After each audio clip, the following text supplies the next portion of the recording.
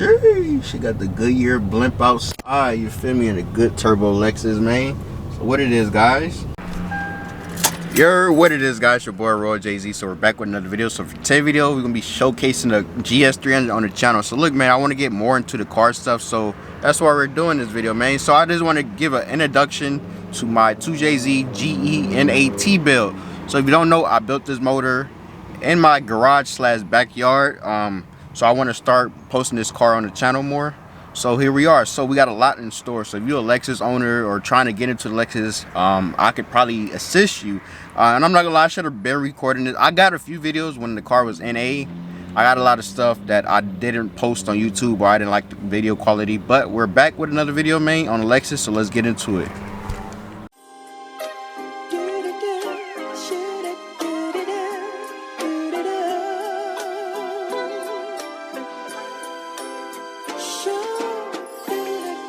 Alright, so this is my 2001 Lexus GS300. So I don't know, should I consider this my first car? I bought this car with my own money, but I had a Honda Accord that my sister gave me, so I don't know, should I consider that my first car? But this is my first car I paid money for, Lexus GS300. We are on BMW Style 95, so these are off of a BMW, and I came up on these for $150. So if you don't know, these are 5x120. So the guy that I bought them off of, he got them re-drilled. So they was just plug and play for my application. So they're cool little rims, man. So yeah, man, I came up on them for $150. So how many of y'all are still finding Facebook deals? I bought these in 2024. So they're a good little thing, you feel me? All right, another little thing I did, this is my OEM trunk that I wrapped in carbon fiber. But another thing that I did was I put a I molded in a little duck bill, like a little beak, nothing too crazy. I like it. Only reason I wrapped it because it was cheaper than buying OEM paint off Amazon. Sooner or later I gotta figure out what I want to do. I do got a little theme I want to do, but I haven't really committed yet. But it was, like I said, it was cheaper to wrap it in fake carbon fiber. It's not the best job, but it works. I messed up there, but it is what it is. All right, so for under the hood, we got the legendary 2JZ. Well, this is not the legendary one because it is the NA one, but it acts just like that 2J GTE, you feel me? So look, man, this is a fully built motor. I'm not gonna lie. So it got this, it's not fully built, but it's fully built to me because it got the it got the non-VBTI pistons and rods. So if you don't know, that 2JZ with the distributor have the stronger pistons and rod. It's just higher compression. But everything under this thing is built. It got ARP head stud, got GT head gaskets. It got a standalone ECU. I'm gonna get in more details once we start driving. But CX Racing Kit is plug and play. $2,500 plug and play. CX Racing Kit, the CX piping, the CX intercooler. Come with everything you need. So only thing that I switched out was the turbo. The turbo did blow up on me like on the first 5 miles, but I guess that was beginner luck or something.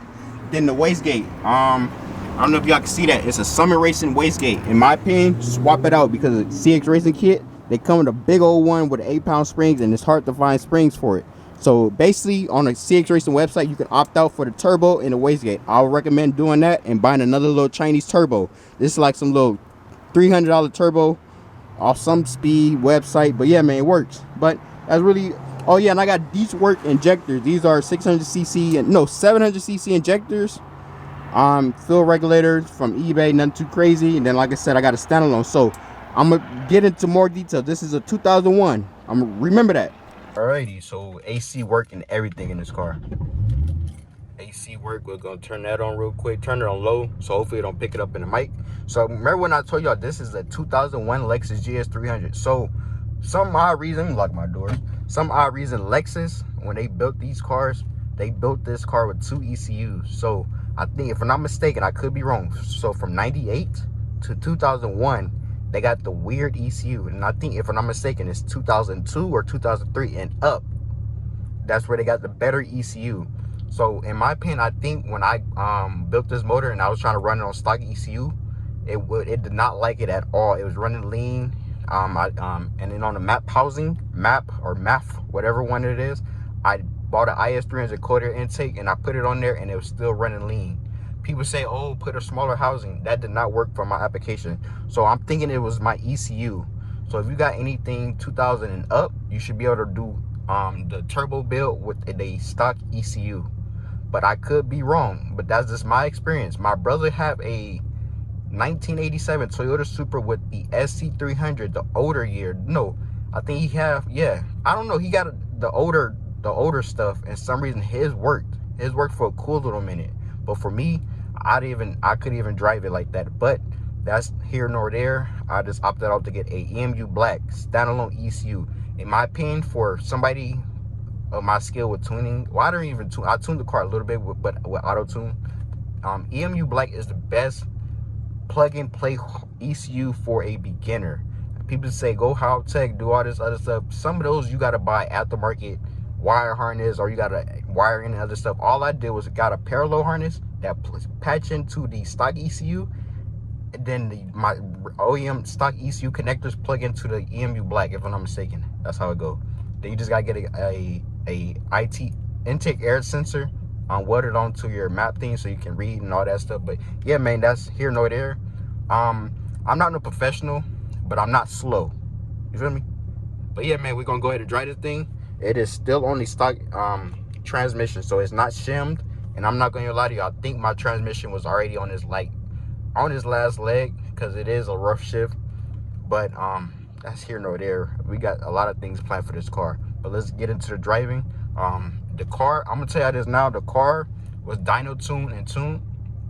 The car made 60 horsepower on 5 pounds of boost. I wanted to get to 300, but we had a problem with the front couplers at the bottom. It kept blowing off. It blew off like 4 times, and me and the tuner was like, all right, it is what it is. So we just left it at 280 horsepower. So I made 280 horsepower and 285 torque. That's not bad. And for my first car, it is what it is. When the power kick in, it's kind of crazy for that less of horsepower. People think, oh, 300. We gonna see one sooner or later. But yeah, man, let's get on the road. You feel me? My paddle shifters do not work at all. So yeah.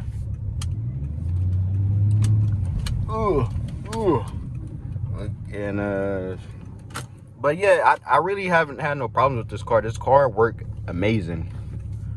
I just can't really get in a boost for a second because the transmission shift hard, and I don't want to blow this transmission up yet. But once it shifts through like the first, second gear, I go crazy. So we are in, like, go let it shift one more time. All right, here it go, nothing.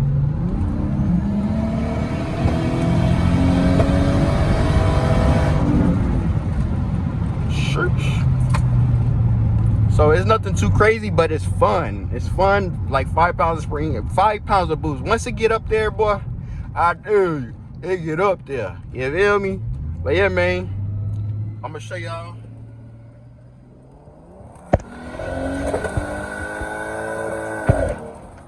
I don't know if y'all hear it backfire. It kind of bounced off the red limiter. Like I said, it do not like shifting. Like, it shifts when it have to, but you gotta realize when you fully step on the gas, it downshifts. Then it get back into the gear somehow. But yeah, man, we gonna switch that out real soon. But I like it. And I'm gonna show y'all another thing I got. But I'm gonna get back to the ghetto. We're in like the nice neighborhood. I don't know if y'all can kind of tell, but we're gonna get back in like the ghetto. Then I'm gonna I got some type of launch control. It's launch control, but it kind of like, it's not a two-step, but it's a launch control. It pops and tunes and do all that good stuff, and it build boost, make the cool. But yeah, man, look at that. But yeah, it's a daily driver, man. I got 2,500 miles. No, what? How many miles I got? I got 2,500 miles on this car. So this engine got 2,500 miles. The chassis itself, I think we're at 180,000 miles, but I don't care about mileage. I already knew that I was gonna replace down there everything on this car. Oh yeah, and I'm on Rev 9 coilovers, Rev 9 Hyper Street 2s. I got full poly bushings in the front. I got Megan toe arms in the rear, so it can stop eating up my tires. So with the camber in the back, it was eating up the inner, well, the inner of my tire. So we went ahead and fixed that. The lineman people did what they did, and it's a little better. It's not going through my tires every few days or so. But yeah, I almost forgot. So with the CX Racing Kit, it plugs to your stock exhaust. So the downpipe converts itself into the 2-point flange that connects to the piping like right there, and everything else back is stock. So this downpipe, stock exhaust all the way back. So I don't know if y'all watched my video like a few months ago. I got a video, I made a custom 3-inch cat back. I took it off because it was a little too loud. I'm gonna get some vibrant mufflers and probably get it redone or cut it off and weld it on myself. But it was just a little too loud for me. But the muffler was working. So later down the line in the future, we're gonna do a custom front half. So cut the downpipe flange, weld a V-band, and it's gonna go all back 3-inch piping. But the whole rear section that I got it in the garage is all 3-inch. So yeah, man, it's not really hard to make your own little cat back. You just need to look at it, make your own. You can buy 1 or 2 flange and you're good to go. But yeah, man, I just want to tell you that real quick. But we're gonna cut it off. I'm gonna do the little 2-step thing, and that's probably gonna be the end of the video. You feel me?